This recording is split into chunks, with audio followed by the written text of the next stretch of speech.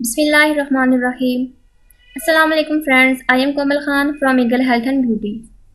ہم آپ کو اپنے channel eagle health and beauty میں خوش آمدید کہتے ہیں۔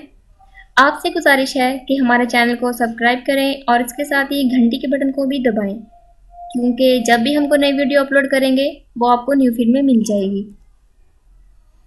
آج کی اس ویڈیو میں آپ کو چہرے کی چھائیاں ختم کرنے کا آسان اور آزمودہ طریقہ بتاؤں گی۔ آج کل ماحولیاتی آلودگی اور خواتین میں خون اور قوت کی کمی کی وجہ سے چہرے پر چھائیوں کا ہونا بہت عام ہو چکا ہے۔ اس لیے میں آپ کو چھائیاں ختم کرنے کا آسان طریقہ بتا رہی ہوں۔ لیموں کا رس لیں، اس کو روز چہرے پر لگائیں، 30 منٹ بعد چہرہ دھو لیں۔ اس کے علاوہ چہرے پر وٹامن ای کریم روزانہ لگائیں، کچھ دن باقاعدگی سے استعمال کریں، انشاءاللہ چھائیوں کا خاتمہ ہوگا۔ اگر آپ کو میری ویڈیو پسند آئی ہو تو لائک کریں اور دوستوں کے ساتھ شیئر ضرور کریں۔